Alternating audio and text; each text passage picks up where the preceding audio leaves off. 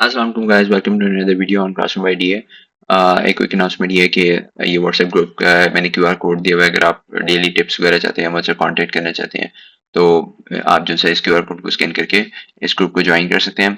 इस ग्रुप का जो लिंक है वो मैंने डिस्क्रिप्शन में भी दिया हुआ है, आप उसको क्लिक करके भी इस ग्रुप को ज्वाइन कर सकते हैं। सो ये था कि बहुत सारे क्वेश्चन जो थे वो जमा हो गए थे, तो मैंने सोचा कि इन क्वेश्चंस को एक वीडियो बना के एक दफ़ा जितनी डीपली हो सकता है इनको एड्रेस कर दें, ताकि जो कन्फ्यूजन है वो जितनी हो सके वो क्लियर हो जाए। तो फर्स्ट क्वेश्चन ये है कि, और बाय द वे ये जो वीडियो है वो टाइम स्टैम्प्ड है, तो आपको जो भी रेलेवेंट क्वेश्चन है आप उसको क्लिक करके डिस्क्रिप्शन के थ्रू एक्सेस कर सकते हैं। Okay, so first question, I have been asked this a lot, IMD yes और नो। तो इसको जो है ना थोड़ा सा अंडरस्टैंड करना है। आईएमडी इज बेसिकली आप कह लें कि एक अनऑफिशियल टूल ही है कि कोई बंदा है उसने क्या किया कि उसने यूवर्ल्ड के स्क्रीनशॉट्स लेके उनको एक जगह कलेक्ट करके एक ऐप बना दिया। ठीक है, तो इट्स एन अनऑफिशियल टूल। किसको ये सूट ज्यादा करता है वो ये कि लेट्स से अगर कोई बंदा है जिसने यू वर्ल्ड की सब्सक्रिप्शन खरीदी और अब उसका जो पीरियड है वो एक्सपायर होने वाला है या एक्सपायर हो गया है, जिस तरह से भी है, तो बेसिकली ये है कि you spend a lot of money, आपने वो सारी चीजें किया, तो इंस्टेड कि अगर आप खुद से स्क्रीनशॉट लेते हैं और वो सेव करें अपने तौर पे, तो उसका ऑल्टरनेट ये है कि अगर आप आईएमडी की सब्सक्रिप्शन परचेज कर लेते हैं, तो ये थोड़ा सा लेजिट हो जाएगा कि आपने एटलीस्ट यू वर्ल्ड खरीदा था और अब आपकी सब्सक्रिप्शन एक्सपायर होगी, तो आपने बेसिकली अपने नोट्स बनाए हुए हैं, तो आपके पास एक मोरल ग्राउंड आ जाती है आईएमडी यूज करने की। बट अगर आप नहीं कर सकते यू वर्ल्ड बाय, तो फिर ये है कि आईएमडी एक ऑल्टरनेटिव हो सकता है, बट इसको यूज करना यस और नो का जो रिस्क है वो आपको खुद लेने की, खुद आपको फैसला करने के करना है या नहीं करना है। ठीक है, कुछ जो है लोग हैं वो बहुत स्ट्रिक्टली इसके अगेंस्ट है कि इवन अगर वो कहते हैं कि ये लीगल लीगैलिटी को छोड़ के भी अगर बात करें तो कहते हैं कि जी स्क्रीनशॉट्स हैं, तो इसके अंदर क्या होता है कि आपके पास रिपोर्ट नहीं आती कि आपने कितने परसेंट ठीक किए या नहीं किया। उस चीज को मैं थोड़ा सा ये कहता हूँ कि आईएमडी जो है इज गेटिंग इन इवॉल्व। इसके अंदर बहुत सारे फीचर्स ऐड करें, परसेंटेज आना शुरू हो गए कि आपके कितने परसेंट करेक्ट हैं, कितने परसेंट इनकरेक्ट हैं, आपने इनकरेक्ट से कितनों को करेक्ट किया, इस तरह की चीजें आना शुरू हो गई डिटेल्स। बट अगेन इसको यूज करने का जो डिसीजन है वो आपका अपना है, मैं इसको एंडोर्स भी नहीं करता, मैं इसको मना भी नहीं करता। तो ये मैंने बेसिकली बता दी कि आईएमडी है क्या और इसको यूज करने के बारे में है क्या। इसके अंदर और भी रिसोर्सेज, बाकी सारी बुक्स वगैरह भी हैं, तो ये एक अच्छा रिसोर्स है अगर आपने करना है। और एक ये है कि अगर आपने इसको परचेज करना ही है, तो इसके जो है उसका तरीका ये होता है कि इसके जो है ना कुछ ऑथराइज्ड डीलर्स होते हैं जो आपके कैंपस के अंदर होते हैं, तो उनको आप पेमेंट करते हैं, वो फिर आपको जो है ना लॉग इन बना के देते हैं। तो आप ये है कि ऐसे हर रैंडम बंदे को आप पैसे दे के आईएमडी की सब्सक्रिप्शन नहीं ले सकते। तो अगला क्वेश्चन ये है कि you world is slowing me down, what should I do. ये बहुत ज्यादा कॉमन क्वेश्चन है, बहुत ज्यादा प्रॉब्लम है कि यू वर्ल्ड कर रहे हैं और जनाब मेरे तो 40 क्वेश्चन, क्या मेरे तो 10 क्वेश्चन जो है वो पूरे दिन में नहीं हो रहे, मैं क्या करूं, मेरा मॉड्यूल बेचारा, मेरी अटेंडेंस भी आगे करूं। सो थिंग ये है कि मैंने इस जो है ना क्यूआर कोड को स्कैन करके या इसके डिस्क्रिप्शन में, जो इस वीडियो के डिस्क्रिप्शन में भी मैंने लिंक दिया हुआ है, इस वीडियो उसके अंदर मैंने डिटेल में बात की कि यू वर्ल्ड जो है ना इट्स नॉट द बाइबल, जरूरी नहीं है कि आपने यही करना है, बट अगर आपने करना है और आपको ये स्लो डाउन करा है तो उसकी सबसे बेस्ट अप्रोच ये है कि आप जो है ना यूवर्ल्ड का सर्च फीचर यूज करके, जो टॉपिक आप फर्स्ट एड से पढ़ रहे हैं, जो भी आप लेक्चर्स देख रहे हैं, उसको आप यूवर्ल्ड का सर्च फीचर यूज करके आप उस टॉपिक की एक्सप्लेनेशन, आपने क्वेश्चंस नहीं पढ़ने, आपने उसके ऑप्शंस नहीं पढ़नी, ऑप्शन से मुराद है कि क्वेश्चंस की जो ऑप्शन दी है वो नहीं पढ़नी, आपने डायरेक्ट एक्सप्लेनेशन में जाना है, आपने एक्सप्लेनेशन पढ़नी है और देखना कि यूवर्ल्ड का पॉइंट ऑफ व्यू क्या है, यूवर्ल्ड उसको किस तरह से जो है ना एक्सप्लेन करे। फिर जो आपने एजुकेशनल ऑब्जेक्टिव है, वो जो एजुकेशन ऑब्जेक्टिव में इंफॉर्मेशन है वो इंफॉर्मेशन है जो एग्जाम पॉइंट ऑफ व्यू से इंपॉर्टेंट है, तो आपने उसको थोड़ा सा अच्छी तरह से उसके ऊपर टाइम स्पेंड करके उसको अंडरस्टैंड कर लेना, उसको जितना रिटेन हो सके कर लेना। और जो बात रह जाती है कि जो गलत ऑप्शंस की एक्सप्लेनेशन उनका क्या करें, उनको आपने बस एक दफा गो थ्रू कर देना है, क्योंकि वो जो गलत ऑप्शंस की एक्सप्लेनेशन है वो उस रेलेवेंट क्वेश्चन, उन ऑप्शन से रिलेटेड भी एक क्वेश्चन यू वर्ल्ड में जरूर आएगा, तो जब आप उस टॉपिक पे जाएंगे तो उसकी एक्सप्लेनेशन आप वहां से पढ़ सकते हैं। फॉर द टाइमिंग आप उसको बस एक दफा रीड कर सकते हैं कि आपको आइडिया हो जाए कि इसमें कहा क्या है, या अगर आपने टॉपिक पहले पढ़ा तो रिवाइज हो जाए। ओके, सो अगला क्वेश्चन है कि ये why do I keep insisting on skipping you world so much. Basically मैं ये नहीं कहता कि आप ऑल टुगेदर इसको छोड़ ही दें, मैं ये कहता हूँ कि अगर आपको और क्योंकि और अगर और बल्कि खास तौर पर ये क्या करता है, ये आपकी प्रोग्रेस को स्लो डाउन करता है, बहुत ज्यादा सिग्निफिकेंटली स्लो डाउन करता है। स्पेसिफिकली अगर आपने पहले, आप बिजी हैं या आपने पहले जो है फर्स्ट ईयर सेकंड ईयर से आपने जो है ना फर्स्ट स्टेप वन की तैयारी शुरू नहीं की, तो उस केस में जब आप यू वर्ल्ड करेंगे तो यू वर्ल्ड आपको बहुत ज्यादा स्लो डाउन करेगा। तो उस इसलिए मैं ये कहता हूँ कि फर्स्ट पास में एटलीस्ट आप वर्ल्ड की क्वेश्चन सॉल्व करने के ऊपर इतना रिलीजियसली रिलाई ना करें कि मैं फर्स्ट पास के अंदर ही जो है ना यू वर्ल्ड के क्वेश्चन सॉल्व करना शुरू कर दूं।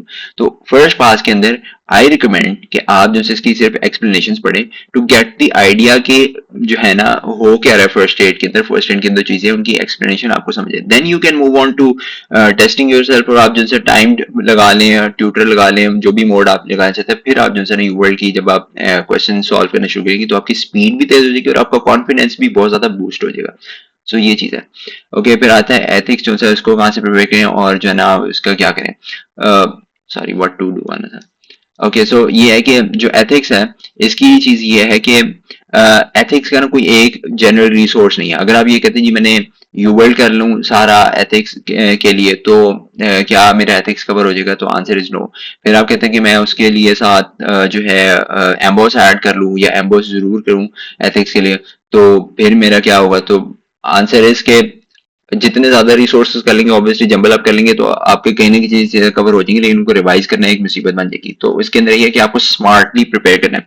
अब स्मार्टली प्रिपेयर इस तरह से करना है कि मेलमन के नोट्स, फर्स्ट एड आपकी टेक्स्ट बुक है, फर्स्ट एड को एज अ गाइडलाइन यूज करके आप मेलमन के नोट्स के से जो है गाइडलाइन ले सकते हैं, आप डर्टी मेडिसिन से ले सकते हैं गाइडलाइन। और तीसरा ये कि आप यू वर्ल्ड के अंदर एथिक्स की जो पोर्शन है उसको तो एक क्विकली रीड कर सकते हैं, एम्बोस के अगर आपको टाइम मिले तो फिर आप उसको जो है वो इंक्लूड कर सकते हैं। So you world, dirty medicine और जो है मेलमन।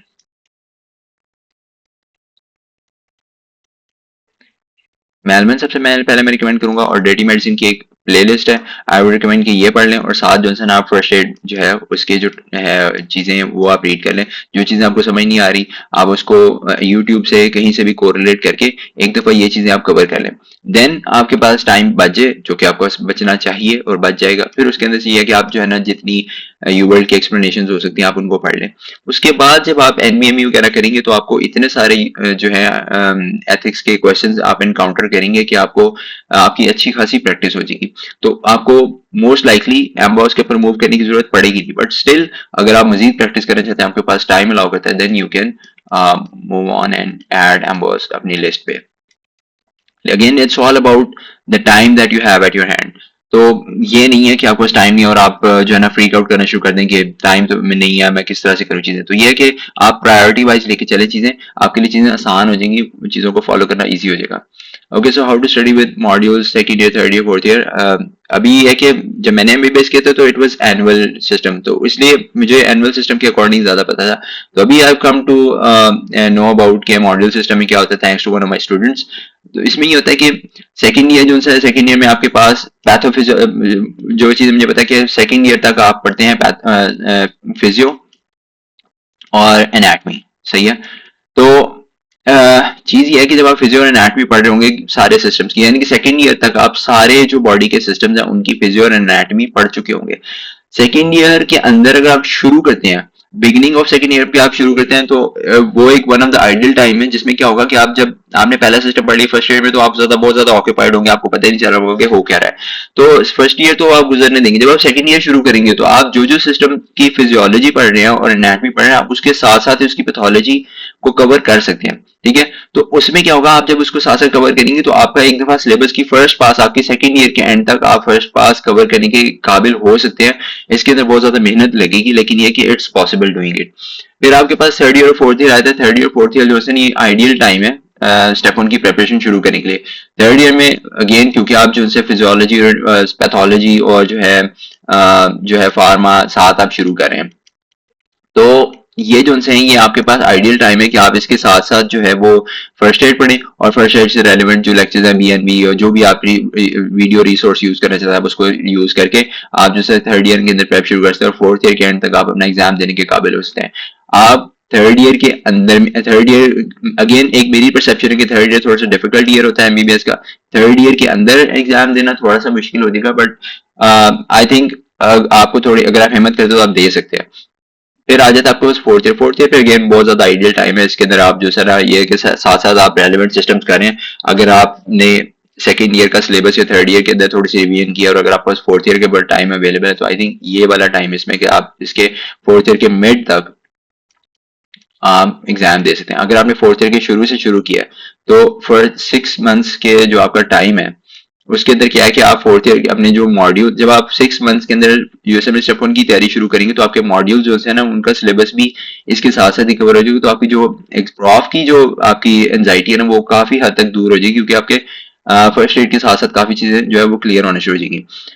फिर इसके अंदर पास पेपर वाली सिचुएशन आती है कि पाकिस्तान के अंदर जो एग्जाम्स होते हैं उनका एक सेट पैटर्न होता है। मोस्टली होता है कि पाकिस्तान से रेलेवेंट डिजीज जो से टीबी के ऊपर ज्यादा स्ट्रेस आता है, तो आपको ये होगा क्योंकि आपको जब बेसिक सारी कवर होंगी तो आपको वो जो पाकिस्तान एग्जाम से रिलेटेड चीजें वो उनको कवर करने में ज्यादा मुश्किल होगी नहीं। तो इसलिए ये है कि फोर्थ ईयर का जो टाइम है वो आपके पास आइडियल है। जो स्ट्रेटेजीज मैंने पिछले FAQs में बताई हैं, आप उनको अगर अडॉप्ट करें, यूवर्ल्ड को थोड़ा सा जरा कम टाइम देके अगर आप करें तो आप फोर्थ ईयर के मिड तक जो है वो एग्जाम दे सकते हैं। बाकी पर्सनल सिचुएशन जो है वो थोड़ी सी वेरी करती हैं, हर एक के सर्कमस्टेंसेस थोड़े से वेरी करते हैं। अगर फर्दर आपको गाइडलाइन चाहिए तो आप मुझे वो ग्रुप के थ्रू मैसेज कर सकते हैं। ओके, सो ये question I been getting this a lot कि जी ट्रम्प ने वीजा बैन कर दिए या उसका वीजा बैन करने का ऐलान हुआ है। फर्स्ट थिंग फर्स्ट के ये कि ट्रम्प जो है ना he is making a lot of announcements, कभी वो कुछ कह रहे हैं कभी वो कुछ कह रहे हैं, तो अभी कुछ क्लियर नहीं है कि वो क्या करना चाह रहा है। लेकिन ये है कि हर कंट्री जो है ना उसकी दो प्रायोरिटीज होती हैं। एक प्रायोरिटी ये है कि यूजलेस जो लोग है ना उनको अपने कंट्री में वो कहते हैं कि भाई ना हो, जो जिन लोगों ने आके कोई वर्थ नहीं ना ऐड करनी है किसी भी कंट्री में, तो वो कहते हैं कि यार आप उसको उस तरह की जरूरत नहीं थी। सो अगर आप कहते हैं कि आपने एक एवरेज डॉक्टर है, आपने बस बेसिक बेसिक करके आपने जो है ना एग्जाम क्लियर किया और अब आप कहते हैं कि जी मैं जो है ना यूएस जा रहा हूँ जॉब लेने के लिए, क्योंकि पाकिस्तान मार्केट में मुझे जॉब नहीं मिल रही तो मैं वहां जा रहा हूँ जॉब करने के लिए, तो उस सर्कमस्टेंसेस में आप एक्सपेक्ट ना करें कि आपको वीजा या कोई भी जो इंस्टीट्यूशन आपको प्रेफर करेगा। दूसरी चीज ये होती है, दूसरी उस कंट्री की प्रायोरिटी होती है कि जो इन डिमांड जो एसेट है ना वो हमारे कंट्री में आए।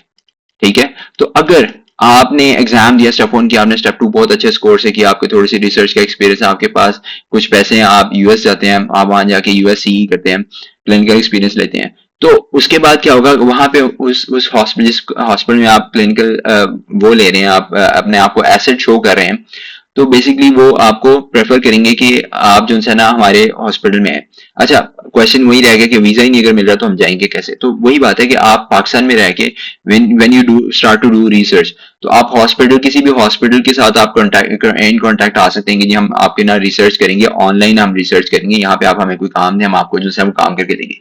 तो जब आपने उनको प्रूव कर दिया ना कि आप एक वैल्यूएबल एसेट है, तो फिर वो आपको स्पॉन्सरशिप के लिए आपको लेटर वगैरह दे देंगे।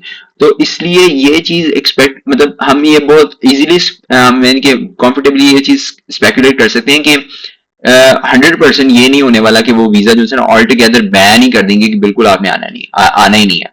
तो ये होगा कि मुश्किल में ना आ सकते हैं, लेकिन ऑल टुगेदर बैन करना जरा मुश्किल है। लेट्स से कि अगर वो ऑल टुगेदर भी बैन कर देते हैं तो बात ये है कि स्टेप 1 के अंदर जब आप तैयारी करते हैं तो आपके पास ऑलरेडी इतनी ऑप्शंस जो है वो ओपन हो जाती है। आपके पास आयरलैंड की ऑप्शन हो जाती है, आपके पास मिडिल ईस्ट की ऑप्शन हो जाती है, उसके बाद आप खुद जो है एक अच्छे डॉक्टर बन सकते हैं, आप उस टूल को यहाँ पे यूटिलाइज कर सकते हैं, आप टीचिंग कर सकते हैं, बहुत सारी चीजें आप कर सकते हैं। तो वो चीज होती है। और दूसरी बात ये है कि जो एडमिनिस्ट्रेशन है वो बदलती रहती है, पॉलिसीज बदलती रहती है, तो पॉलिसीज जो है वो फिर बदल जाती होती है, बाद में दोबारा वीजा ओपन हो जाता है। तो इसलिए ये चीज आप इस चीज को जो है ना पैनिक ना करें, इसको रखें कि वीजा का बैन लग जाएगा तो क्या होगा, या वीजा बैन लग रहा है या नहीं लग रहा। तो ये चीज है। दूसरी बात यह है कि बल्कि तीसरी और इम्पोर्टेंट बात यह है कि अपने एक्सपीरियंस में I am not seen it कि जी कोई ऐसा कंट्री हो, अगर आपके पास आपकी स्ट्रॉन्ग बैंक जो बैंक स्टेटमेंट आपकी स्ट्रॉन्ग है, if you have a lot of money, आप वहां जाके किसी भी कंट्री में जाके आप जो है वहां पे वर्क अफोर्ड कर सकते हैं। तो आई एम नॉट सीन इनके कोई भी कंट्री के यार नहीं आपके पास पैसे हैं फिर भी हमने आपको आने नहीं देना। सो बात सारी गेम आ जाती है आपके पास अपने आप को अफोर्ड करने के लिए कितनी रिसोर्सेज है। तो इसलिए ये होता है कि वहां पे आपको वो जो है अफोर्डेबिलिटी मिल जाती है। तो अगर आपका वीजा खुदा ना खास्ता ऐसा होता भी है कि किसी पॉइंट पे बैन हो जाता है तो वो वीजे ओपन हो जाते हैं और सारी अपॉर्चुनिटीज निकल आती हैं। तो इसलिए इसके बारे में स्टेप 1 को इसके साथ रिलेट करना आई थिंक इरेलेवेंट है। आप अपनी तैयारी करें, इसको as a learning feature, learning चीज लें, और बैन को ये इस चीजों को थोड़ा सा ना जेन से निकाल दें। तो उसके बाद ये वो यही आता है कि is it worth it to prepare for USMLE now. Definitely इसका आंसर मैंने दे दी कि it's definitely worth it to prepare for USMLE regardless of visa और नॉट। उसके बाद आते हैं ये क्वेश्चन है कि जो है ना बीएनबी बूट कैंप अथोमा स्केची, इन अदर वर्ड जो यूएस वगैरह ये जो इंग्लिश स्पीकिंग जो लेक्चर्स हैं उनके अगेंस्ट अगर आपके लेक्चर्स लोकल लैंग्वेज में है तो उसका जो है वो क्या क्या उस बारे में एडवाइस है। तो उसके अंदर मैंने ये एक चीज बताऊंगा कि इसके ऊपर मैं एक वीडियो बनाऊंगा जिसमें बताऊंगा कि मैंने जो है ना इंडियन डॉक्टर से एक बड़ी मैंने वैल्यूएबल चीज सीखी है, वो मैं उसके ऊपर कमेंट करूंगा। अभी फॉर द टाइम भी मैं आपको ये बताऊंगा कि जो है ना आपका जो एक स्टूडेंट ने बड़ी अच्छी बात की थी कि आपका जो गोल है ना वीडियोस को देखने का, वो ये है कि मटेरियल को अंडरस्टैंड करना है, ना कि इन वीडियोस को शुरू से एंड तक देखना। तो अगर आप फर्स्ट एड को अंडरस्टैंड कर रहे हैं किसी भी लेक्चर से, तो आई थिंक आप जो है ना लेक्चर्स का जो आपका पर्पज है वो आपका फुलफिल हो रहा है। तो क्योंकि गोल है फर्स्ट एड को अंडरस्टैंड करना। अब लोकल जो लेक्चर्स हैं उनका एक जो है ना आप कह लें कि प्रॉब्लम या डाउन साइड वो ये है कि ये जो लेक्चर्स हैं ये यूएसएमएलई स्टेप 1 के ऊपर जो है वो most of the time comment नहीं करते। क्योंकि ये होता है कि ये जो लेक्चर्स होते हैं या तो ये एफसीपीएस के ज्यादा एफसीपीएस की तरफ ज्यादा ओरिएंटेड होते हैं, या फिर ये स्ट्रेट फॉरवर्ड फर्स्ट एड के ऊपर से फर्स्ट एड का जो कंटेंट होता है उसको टीच कर रहे होते हैं। तो sketchy, boot camp, Pathoma, BNB, आप कोई भी लेक्चर सुनेंगे ना तो उसमें दे ऑफन वो अक्सर जो है ये एक चीज यूज करते हैं कि boards love to ask this question, boards love this question. वो उसकी वजह ये होती है कि ये जो यूएसएमएलई के जो बोर्ड है इससे ये रेलेवेंट होते हैं, ये उसके हवाले से बहुत ज्यादा जो है अटैच होते हैं, इस चीज के ऊपर बहुत ज्यादा सिग्निफाई करते हैं, बहुत ज्यादा पॉइंट्स उनसे उनके ऊपर इंसिस्ट करते हैं कि ये बोर्ड के हवाले से रेलेवेंट है। तो ये वाले जो लेक्चर्स हैं उनका ये फायदा होता है कि आपको ये पता लगता है कि बोर्ड्स के पॉइंट ऑफ व्यू से क्या चीज इंपॉर्टेंट है। जब आप लोकल लैंग्वेजेस के लेक्चर्स कर रहे होंगे तो आपको ये अपने खुद से आपको एफर्ट करनी पड़ेगी, आपको यूवर्ड को यूज करके या मैलमैन के नोट्स को यूज करके आपको खुद से ये चीज जस्टिफाई करनी पड़ेगी, जज करनी पड़ेगी कि कौन सी चीज है जो स्टेप 1 के लिए इंपॉर्टेंट है। तो इसलिए लेकिन ये है कि लोकल लैंग्वेज के lectures they significantly boost your speed. आपकी जो फर्स्ट एड है उसकी कवरेज बहुत ज्यादा तेज हो जाती है क्योंकि आपको सोचना नहीं पड़ता लैंग्वेज की वजह से। तो आई थिंक लोकल लैंग्वेज के अंदर ये आपको बहुत ज्यादा एडवांटेज मिलता है। तो ये कि लोकल लैंग्वेज में प्रिपेयर करें तो बस आपने ये चीज ख्याल रखनी है कि स्टेप 1 से रेलेवेंट मटेरियल आपने कवर करना है। और दूसरी इंपॉर्टेंट चीज ये कि जो फर्स्ट एड के लेक्चर्स लोकल लैंग्वेज में होता है ना, मोस्टली होता है कि फर्स्ट एड आउटडेटेड होती है जो पढ़ा रहे हैं, क्योंकि 2-2 3-3 साल पुराने लेक्चर्स हैं। तो वो जो है ना उसके अंदर क्या होता है कि आउटडेटेड लेक्चर फर्स्ट एड होती है मोस्टली। तो वो आपने ध्यान रखना है कि अगर आप आउटडेटेड फर्स्ट एड से कह रहे हैं तो फिर आपने अपडेटेड जो है फर्स्ट एड उसके अंदर चीजें ढूंढ के उसको कवर कर लेनी है। ओके, सो ये आता है जी, नेक्स्ट क्वेश्चन आता है where to cover biostat from. इसमें ही आ जाता है रैंडीनियर जो है ये एक गोल्ड स्टैंडर्ड है। जिस तरह रैंडीनियर में वीडियो में कहते हैं जी पैथोमा और बायोस्टैट जो है ना वो है, नो डाउट है। आप फर्स्ट अगेन बात ही अजीत की फर्स्ट एड जो है ना आपका वो आपका रेफरेंस आ जाएगा। फर्स्ट एड रेफरेंस से मुराद ये कि बायोस्टैट का टॉपिक है, ठीक है। उसके बाद जिसके अंदर ये है कि सब टॉपिक, अब अगेन फिर दूसरा सब टॉपिक है, इस तरह सब टॉपिक। अब आपको ये पता लगे कि मेन टॉपिक आपने ये कवर करना है, आप रैंडीनियर की वीडियोस देखते हैं, आपका टॉपिक कवर हो गया, चेक। सब टॉपिक आपने रैंडीनियर की वीडियो देखी, सब टॉपिक कवर हो गया, चेक। ये वाला टॉपिक जो है ये कवर नहीं हो रहा, तो क्या करना है, यूट्यूब खोलें, ठीक है, और यूट्यूब से इसको कवर कर लें। यूट्यूब नहीं है तो बूट कैंप खोल लें, बूट कैंप नहीं है तो बीएनबी है। बट आइडिया इज कि आपने ये जो टॉपिक्स हैं इनको आपने at the end of the day cover जरूर करना है। ये आपके टॉपिक्स कवर होने चाहिए, जरूरी नहीं है कि ये रैंडीनियर हो या कोई भी बंदा हो, आपके टॉपिक्स कवर होते हैं, आपको फॉर्मूलाज याद होते हैं, तो you are done with biostat. Mailman भी एक अच्छा रिसोर्स है, उसको भी आप यूज कर सकते हैं। तो ये चीज है कि आपका जो है बायोस्टैट का सिंपल और सिंपल सा फॉर्मूला ये है कि आपके जो हाई यील्ड चीजें हैं जो वो आपको पता नहीं चाहिए। एनबीए में जब आप प्रैक्टिस कर रहे होंगे तो आपको पता लगना शुरू हो जाएगा कि एनबीएमई के अंदर जो उसका ट्रेंड है वो किन चीजों की तरफ ज्यादा है। वो जब आप रिवीन करेंगे तो आप उन चीजों के ऊपर ज्यादा जो है फोकस करके उन चीजों को आप ज्यादा अच्छी तरह से लर्न कर लेंगे तो आपकी जो तैयारी वो बहुत अच्छी हो जाएगी। तो दिस इज अबाउट इट। ये सारी जो है एफएक्यूज में मैंने क्वेश्चन दिए हैं, कुछ और क्वेश्चन तो आप जो है वो कमेंट्स में दे सकते हैं। लेकिन मैं बस एक अनाउंसमेंट करूँ कि आईएमडी के बारे से मैं और ज्यादा कमेंट करूंगा नहीं। तो ये है कि आईएमडी के अलावा अगर कोई भी चीज़ है तो आप मुझसे जरूर पूछ सकते हैं। तो अगली वीडियो के अंदर जो है हम बात करेंगे कि जो चीज़ है ना ये लोकल लैंग्वेज के अंदर क्या मैंने एक चीज़ बड़ी पिक की है, तो इस पे फिर मिलते हैं इंशाल्लाह। सो ओके, अपना ख्याल रखिएगा, अल्लाह हाफिज।